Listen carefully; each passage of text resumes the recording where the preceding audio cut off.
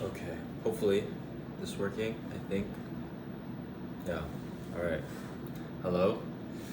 Um, Today I wanted to make another video. Um, I had made a video a bit ago now. It would have been at least more a month ago. I think about a month ago when I was back. I was in Tokyo, Japan. Now I've moved. I'm in Nagoya city. And I've been here for about half a month. Yeah, a little bit more. Um, and I've been thinking to, I've been thinking to make another video like the last one. But it was just, I had posted the video, and some people too who I know and some people who I sent it to felt that I should make more like that. And I've been wanting to do that, and it's I felt that maybe it would be a good thing because I had been pursuing writing, and that's been really good. But writing is the long form, it's the long track. Like, it's going to take a long time for me, and I've never published a book before, so I'm still trying to learn how to do that. And so I think I kind of have these polar opposite things in a sense when it comes to like the speed at which how quickly am I conveying what I'm learning or what I'm seeing about life and stuff.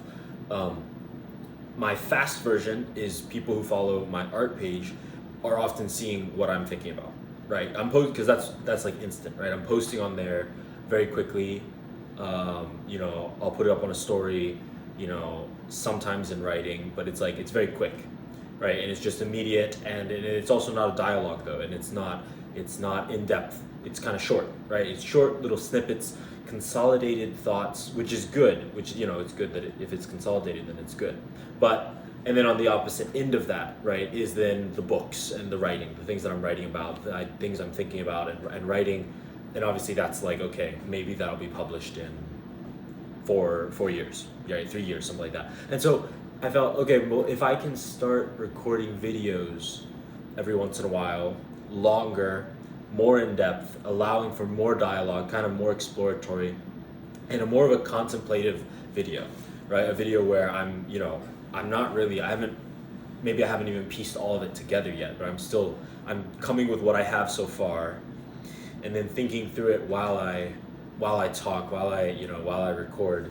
I felt like, okay, this is maybe a good in between, right? Because it's not so short and immediate as the Instagram posts on my art page, and it's not gonna take as long as the writing, right? It allows for dialogue. There's a comment section, so we can talk about this, and also it makes it really much easily accessible, because then it's a YouTube link, and I can just send it. If we were talking about something, or like even the other day, I was thinking about, well, what happens if I wanted to get information out, get a video out to a lot of the people who I know quickly. That's a good way for me to do it, right? But it's more than social media, where social media is a distraction, and it's everybody else's posts. Whereas this is like this is just my page, right? People are gonna see, if you're watching my video, then I'm right here. You can hear me, and it's halfway to a conversation, right? So anyway, I'm hoping to start that. I'm thinking to start that. Maybe I should, record more than once in one session, but I don't know. Anyway, enough of that. Kind of the question of where to start, because the last video I posted was inspired, right? It was something that had happened, certain things that had happened in my experience in my life at that moment when I was up in Ome, Tokyo, and it just was like I was so filled with it that I had to let it out, right? I had to say something. So this is different. Today was a normal day for me. I worked. I'm at a guest house right now. I worked, and I've just been thinking about this, but it hasn't been, nothing specific happened today that was like so inspiring. It's like no, but I have my sketchbook, my notebook here, and I have collected thoughts, and I put down some notes right before turning the camera on. So that's kind of, I figured, okay, where do we, as a kind of almost like a first video, because the last one was on a specific subject. It was on friendship, but where have I been in time with like, why did I come up with that? What have I been pursuing? In many ways, you know, some of my close friends know me as this type of person. They know me to talk like this. They know me to care about these things, to value these things, but not all of them, right? Because I'm only having certain conversations with certain people, and often, you know, those are tailored to them. You know, not always me sharing my thoughts, or not always me sharing the things that I'm most concerned about, right? Because I want, you know, because if I'm in a conversation, you know, I'm giving space for that person often. I want them, whatever they're most concerned about, let's talk about that, you know. And then every once in a while, if it's a really, really deep conversation, obviously they'll know what I'm concerned about. But yeah, so I've been pursuing writing, starting off with just novels since 2018, I think, maybe 2017, because my younger brother wanted to start a writing club with me and my godbrothers, and that was great. I mean, it was amazing, and I ended up really, by this time, you know, I've really invested in that now, you know, so it really, you know, changed the trajectory, because I wasn't really doing writing before that. And as I got deeper and deeper into story and trying to understand, you know, what does it take to be a good writer? What does it take to be, you know, what does it take to be an author, and to be recognized, right? What to write about? Most people probably feel utterly paralyzed by even just the idea, right? Like, what? How am I gonna, you know, just like, you know, I like certain things, but like, how am I gonna come up with an idea?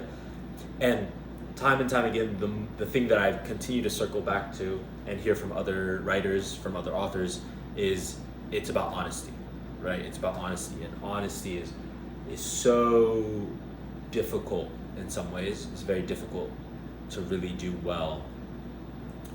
And then writing is also an organization of your mind, like it's an organization of your world and your understanding, which is wild, you know. And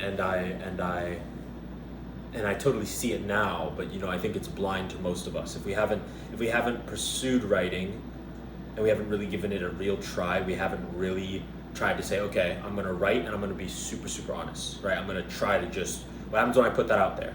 And then what happens when I put a bunch of it out there and then try to organize it? Now that I have it, I can see it, and I'm gonna organize it into these separate sections. What happens, right? And it's amazing, because you literally begin to organize yourself. You literally, you start to see patterns of like, oh, okay, I was in this kind of mood and I wrote this way. And there were specific topics that were important during that type of discussion. And then over here, I wrote in a different mood, I wrote in a different way.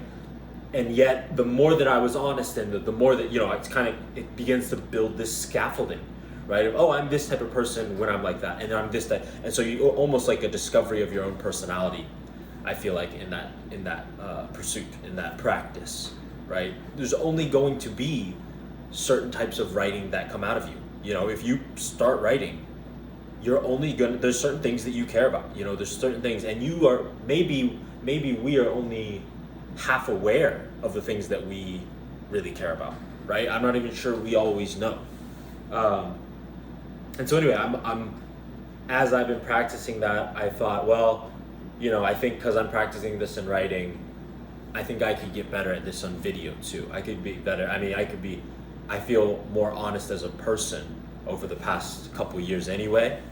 And then being able to say, well, okay, let me record. And in those moments also, I'm going to try and really be honest, take what I've learned from writing into here, right? And so that's what I feel, okay, I don't need to be afraid of, you know, the contemplative, just allowing my thoughts to come up, you know, and even if I have a specific subject that I care about, it's like, no, I'm going to be honest. And even if it might not be, you know, it's something that you know, someone can point at it and say, oh yeah, you know, he hasn't got it all figured out yet, he's still figuring it out. And it's like, yeah, I think I can be okay with that. I think I can be okay with somebody being able to point out the fact that, yeah, I'm still trying to like piece it together. And also it just opens up a great platform for other people to give me feedback as well if they see something, you know. And again, especially if you are a writer, if you're a deep thinker, I think it's much more likely, right, that you're gonna see what I'm talking about, similar to like the last video, right, and be able to have some commentary on it. But anyway, I think it's so necessary. I think we need we need to start like telling people that everyone should be writing almost. uh, yeah, yeah. So let's see. Um, let me start by, let's talk. What are three things that I've been like most concerned about? What are three things that I care a lot about right now when it comes to, like, right now I'm traveling. I'm traveling on this trip for 11 months. I'm in Japan. I'm in Japan and then Korea. I'll go to Korea and then I'll come back to Japan. That's the plan. That's the plan, at least, right? And what am I most concerned about? In a broad sense, when I started on this trip, my approach was that I'm hoping to be able to pursue three different types of success, right? One of those is artistic success, business success, and spiritual success, right?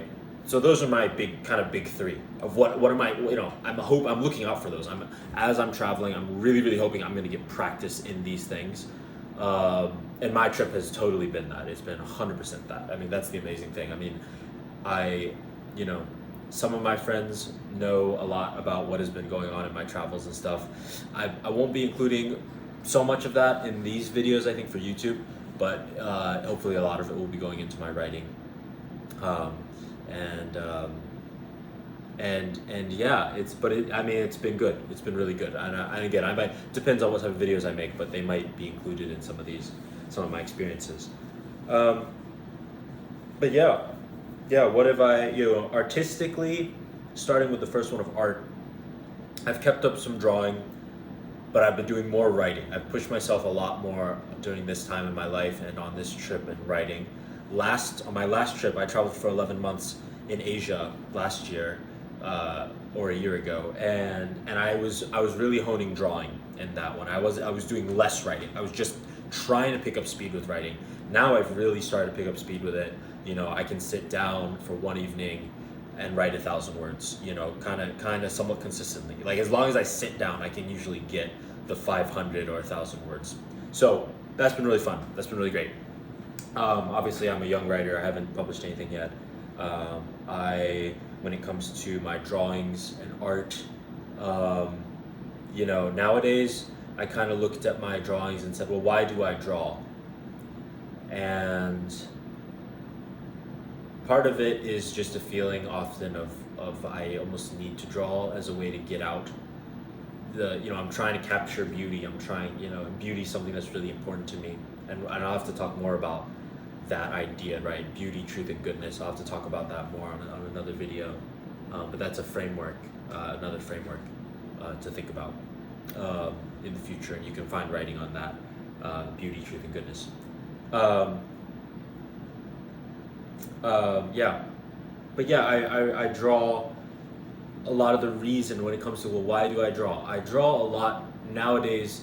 If it's not for a very quick inspired moment, I draw for a character. I draw for fleshing out story, actually. So that's kind of why story has become more and more important over the years. And drawing has been important, but not with the same traction as writing. Right, writing was like, no, like, I can tell I'm gaining momentum, and I have unique stories and novels in my mind that I'm like, okay, I have to write that, and if I don't write it, no one will, right? That's the gravity with which it's like, I have planned at least 25 novels, and I'm working on 10 novels actively, and trying to focus on one at the moment so that I can publish it in a year. Right, you see. Hopefully that makes sense. But yeah, I'm. You can see how that, obviously, compared to my drawings are not. I'm almost not pursuing it as strongly as writing because part of the reason that I draw is for my writing, when that's not really reversed. I don't write for my drawings, right? See what I'm saying there. So yeah. I mean, there's so many things to talk about in the art world, but I'm probably going to keep it more on just my personal experience for now. And then business, business has been that's been a very unique area because it's really solidified over the past, my last trip and then this trip. It's really solidified, and I've been able to practice the things in the areas of business that I'm really interested in.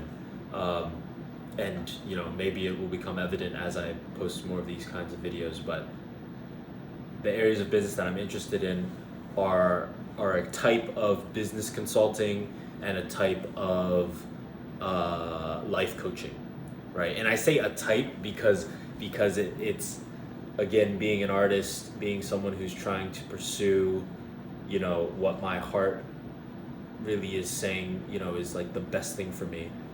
It's not always just the blanket statement of like, yeah, I want to be a life coach. Like life coach is that's really broad idea, right? To just say, yeah, I just want to improve people's lives. And like that's true, but there's also a specific focus I have, and I'll have to talk about that more another time. When it comes to then spiritual success, you see I'm just touching broadly on each one. Spiritual success, I came here and I've grown up Protestant Christian. I've been here I went to Ome, Tokyo, where there are other Christians, where there are missionaries there, strong, devout Protestant Christians, and that's just been an amazing experience. And there's so many people there that I love, and they are so special to me. And they're just fantastic. And I've hoped that I could help more in that space. And I've grown much closer in my understanding of God and my understanding of love, and my connection and my reliance upon God. It's like when I'm traveling, when I'm in Asia, it's more obvious. I'm able to connect much more.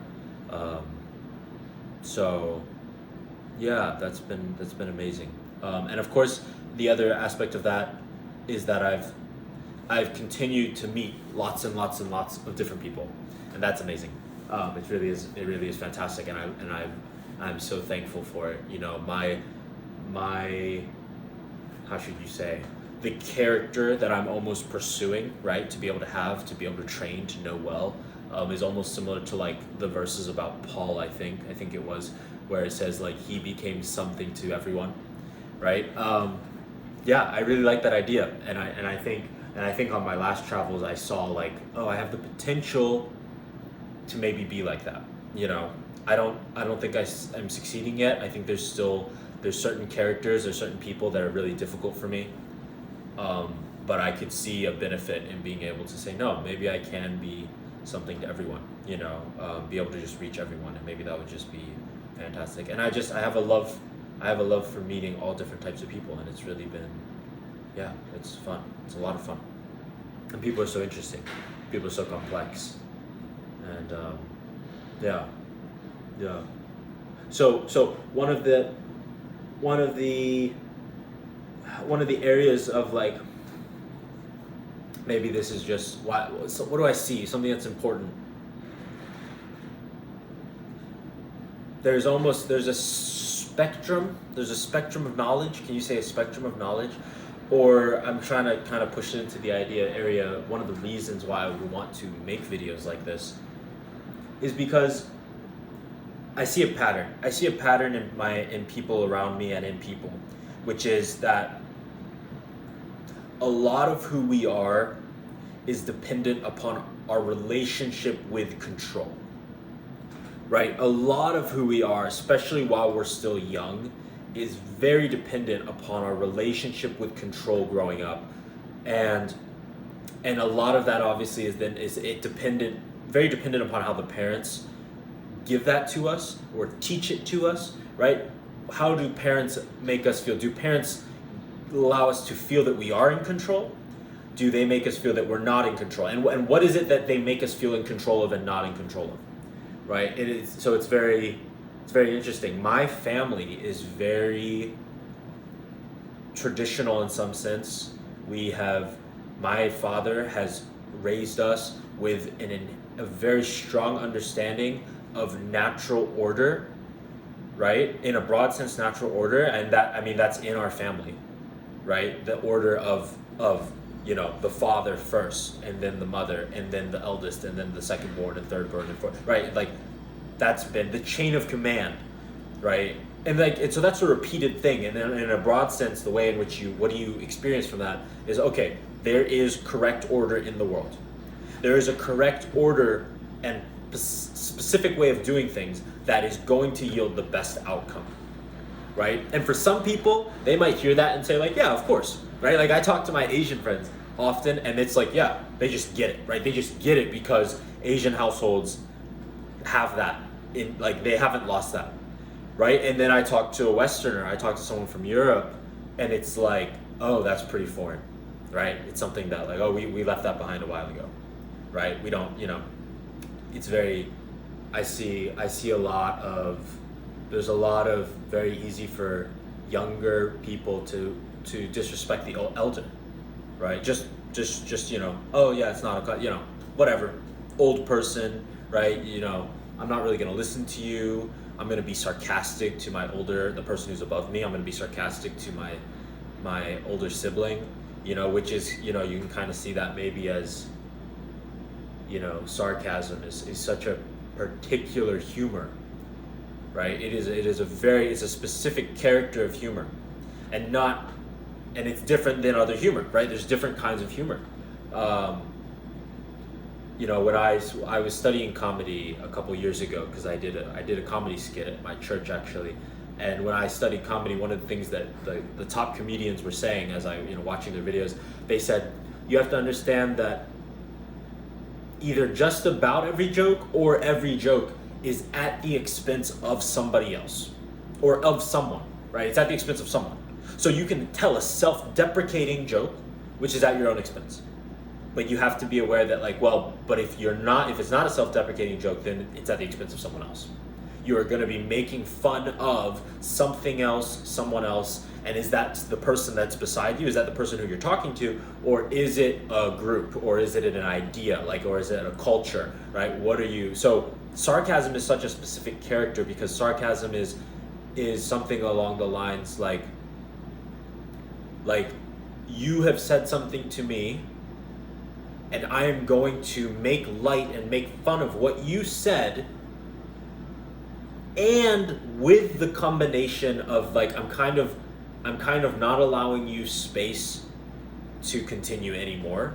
I'm just saying that you're dumb. It was stupid of you to say that, and instead of me confronting you in a manner of me taking it seriously, of yeah, what you said was dumb and I want to change your mind on it. It's not what I'm doing. I'm keeping it shallow so that I also have an out.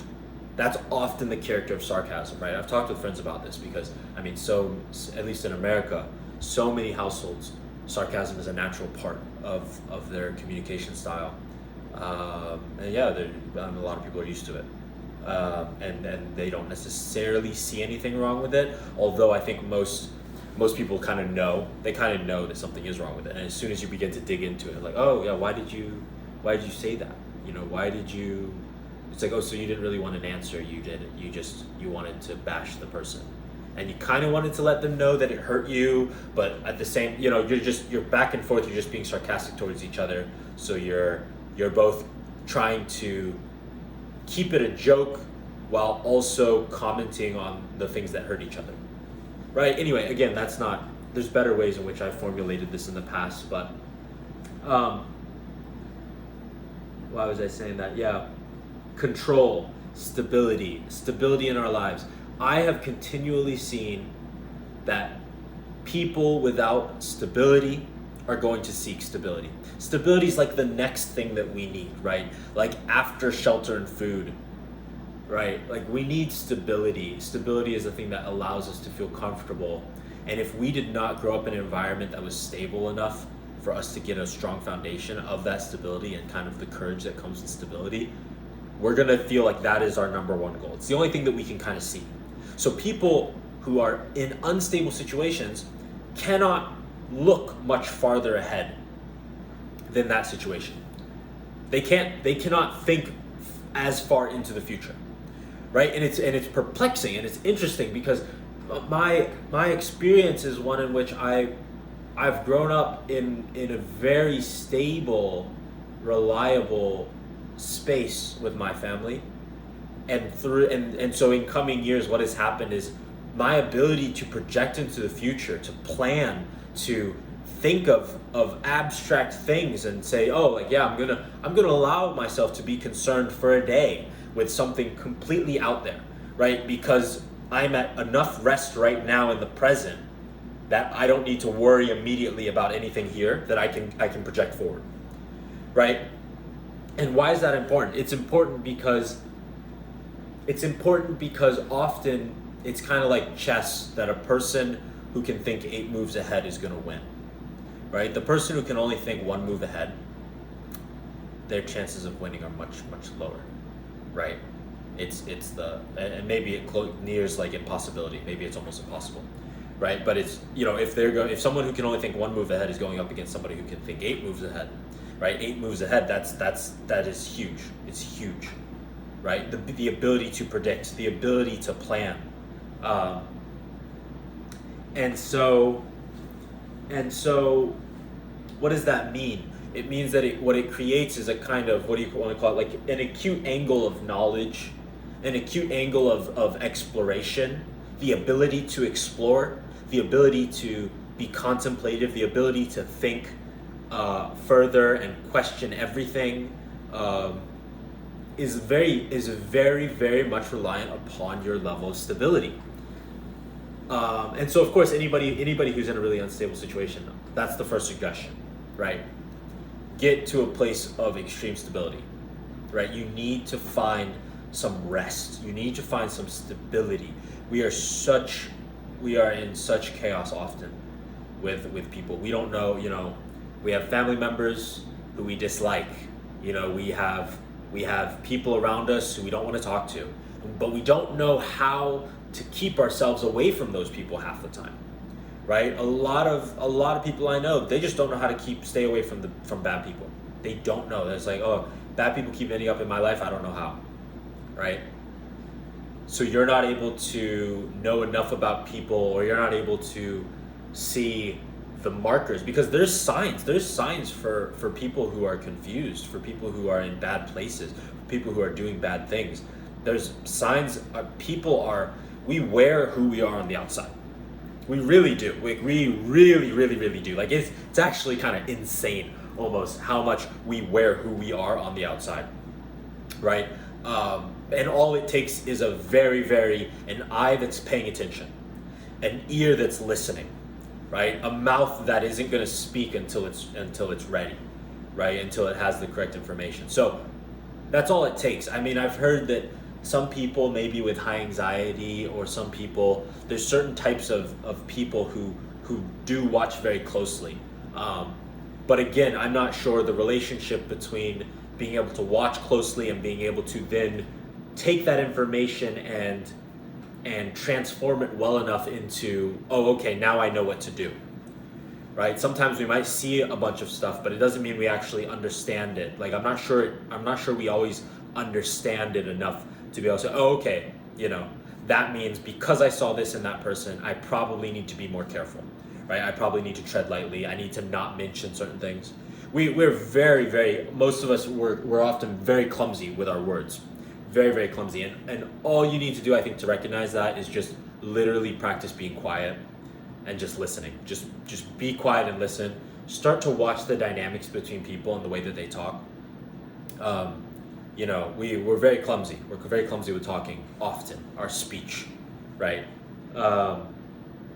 So what is that acute angle I was talking about of exploration, of knowledge? And what it is that the less, again, kind of like this, if I'm in the beginning, it's because I have such little stability. I have to focus in the present only in the present. I can only think there, right? And maybe I can think a week ahead. Maybe I can, but the further along we get in our stability and our understanding, the more we get to explore, the more things we get to think about, right? It's like people around me often are surprised by the amount of things that I'm interested in, but it's come about very naturally because the state that I was born into was one that was very stable, which meant that I had the freedom of mind to explore many, many, many different things, right? I would see something and I'm interested in it. I'm gonna go watch 5 videos on it and try to find a book on it, right? It's like, it actually takes a lot to do that. You know, if you're someone who has that stability, it may be something that you're like, oh yeah, of course, right? I can, I just love to explore new topics. But I mean, again, there's a whole spectrum. There's a whole spectrum because there's a lot of people who do not have that stability. So people who don't have stability, yes, you do need to obtain it. And you need to obtain it with a goal of reaching a point where you can really start to explore many, many different areas of thought, many different types of viewpoints. And that's, that's where I'll bring up this other idea, which again is a very loose concept that I've had over the past maybe year and a half, which is something I usually coin as kind of like lens shifting. I'll call it lens shifting. And that's the idea that, well, the way that I often work is, if I have a problem or if I have something that I'm looking at and I'm paying attention to, lens shift, right? I will shift my lens to look at it at many different angles, right? And you know, that just sounds nice. Like, it sounds like, yeah, that's a good idea, right? Like, but it's also, maybe framing is almost a better way of saying it. I try to frame many, many different things in a way that's, you know, it needs to be in a way that other people can understand. It needs to be a way that I can understand first, and then in a way that other people can understand it. And so, you know, how would you frame it? How are you gonna, how do you need to be able to look at, you know, it's like, okay, I have a hobby of architecture. So, okay, you have the hobby of architecture. We need to be able to shift the frame around that. Why do you like architecture? What about architecture do you like? So that's a personal question. What is the value of architecture in the world? Because architecture, obviously, you're building buildings. You're building buildings out in the world. What is the value of that out in the world? How are other people going to perceive this? Or what is the general consensus or feeling about architecture? Is it an area that is valued in the time and place that I live, right? And that may seem obvious, but again, it depends on what it is, right? Depending on what it is, it's not always going to be obvious. So that it's not going to be obvious that other people value it. There's certain things that are so particular to you, that you care about, that you love, that other people might not even value it, right? Real quick, let me tell you, one of the things that I have come to really, really, really value, and I think this is connected to one of the reasons I love to meet people and love to meet a lot of people and new people. I have come to feel that I value and I need what approximates to soulmate level relationships, friendships with people, right? And that's a whole other thing to get into, right? Some people don't believe in soulmates as an idea. Some people, but again, we all have friends, we have close friends, so most of us are in the direction of understanding it. But it's something I value. What have I done? I've gone and I've traveled in Asia, and I've met specific people who we just connect, and I find them unendingly interesting, right? Unendingly interesting. Like, they're just so interesting. I want to know everything about them. And that's obviously not everyone. There's not, like, you know what I mean?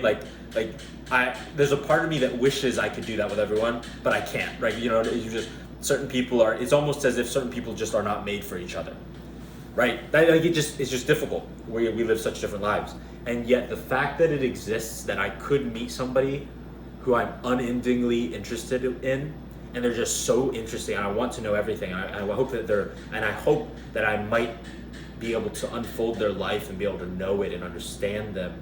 And in many ways, during that type of conversation, the attitude is like it's almost like I'm erasing myself, because in order to see them fully, I need to almost get rid of myself, right? That's the level of listening that's necessary. And I learned a lot of that. When I apprenticed under my father, when he was doing pottery. My father who's doing pottery, and I apprenticed under him, and it was one of the first experiences I've ever had that was that extreme, right? Where it was, no, I have to sit here. I have to sit here and I have to listen. And and I don't need to, I'm not even supposed to add to this conversation. I just need to listen and obtain, and I'm kind of like be open to learn and learn and learn, right? So most of us haven't done that. I think it's very difficult, and of course I haven't gone to university yet. So there's aspects of that I can see that maybe some people really have gotten to explore some of these areas in university. But it seems to me that most times the university experience has certain limitations, as well as just our own limitations. Again, dependent upon how stable you are, dependent upon how courageous you are, right? How courageous are you to go and do the thing that kind of scares you the most, the thing that, if you feel that like, oh, no one else would do that, are you the type of person who's going to say, all right, because no one else would do it, let me do it, right? Anyway, it's very dependent upon those kinds of things. So yeah, what would I be achieving, in allowing these types of thoughts, these types of ideas to surface onto a space like YouTube? I think that I can be very, very clear in exactly what I mean. Because my art page is a space for me where my art page is a space where is just for me, in many ways, right? It's not. I don't really do it for anybody else. It's my art. It's a way for me to show my subconscious. It's a way for me to show, what's coming out of me. Instagram, YouTube, I think would make a good middle ground. Make a good middle ground where maybe I won't do it just for myself, but also as a hope for other people, to be able to help other people along, to be able to start conversations, to include other people more than my drawings do, or than some of my writing that I post on there.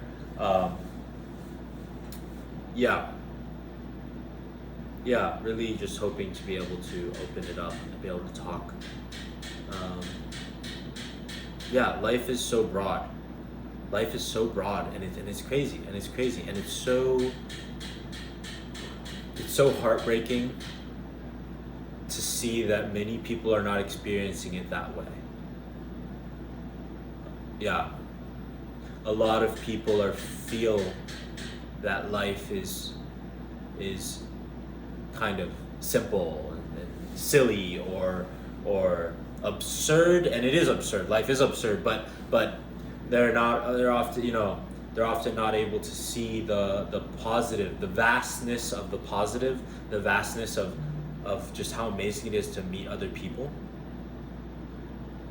They're scared, understandably so, and it's difficult, and most people have not been given the tools.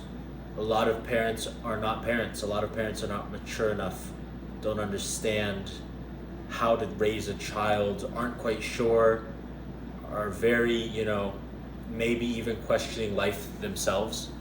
Not even sure, like, is life worth living? A very important question. But if you've got that figured out before you have kids, it makes everything else way, way, way easier. And you know that you can teach that to your children, right? So, life is so broad. Life is so the potential, the things that are available to us, the things that we could do are endless. They're literally endless, and it's just the only thing holding us back is often the way we've grown up. It's ourselves. It's the fact that we're scared. It's the fact that we're unsure of things. We don't have a basis. We don't have a foundation. So what should we do? We should really start to try to piece together a foundation. We need to start somewhere and get something solid, right? Get something solid, and don't forget it.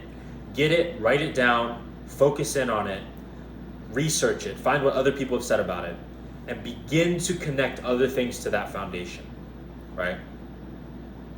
And of course, my belief is that ultimately that will lead you to God, right? That will ultimately lead you to God. If you weren't able to receive that in the beginning, your journey of a foundation will eventually lead you to find God, because that is it's a faith, it's a stability, it's a foundation in that which is the most true. And so if you have an attitude of saying, well, I do want to find what is the most true, I do want to find what is the most stable, it'll lead you to God. And maybe, you know, most people who haven't grown up believing that or knowing that won't believe it. You know, it's not something that they won't see that. They'll feel, oh, well, I don't know about that. Yeah, that's fine. I understand. I know that you won't, but it all comes. There's such vastness, and we're going to learn more and more and more. And if we're able to obtain wisdom to stay in pace with our knowledge, then I think most can get there. If we only pursued knowledge and we're not able to obtain wisdom along the way, the wisdom to help us understand how to use the knowledge, we're going to slip, we're going to fall, we're going to stumble, we're going to end up going backwards and wasting a lot of time. But yeah, so important. Ask the big questions.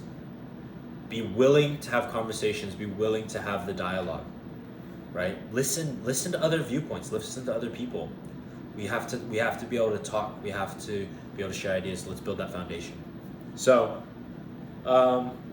anyway, that's a long video. It's 41 minutes at least. I will continue. I'm sure. Hopefully, I'll have a more focused subjects, you know, to talk about going into the future, and who knows, maybe even at some point. I mean, it would be great to talk with people also and just record that conversation. So, you know, I often am having super deep and important conversations about these kinds of topics around these areas, and I only want to have more. And of course, you know, to record maybe would just be such a good idea. So yeah. I hope to aim for honesty. That's what I hope to aim for. I think it's a really good thing to aim for, and we need to be courageous in order to do that. So yeah, please join me. Please join me in honesty. Please join me in dialogue, and let us be able to help one another to learn and to grow.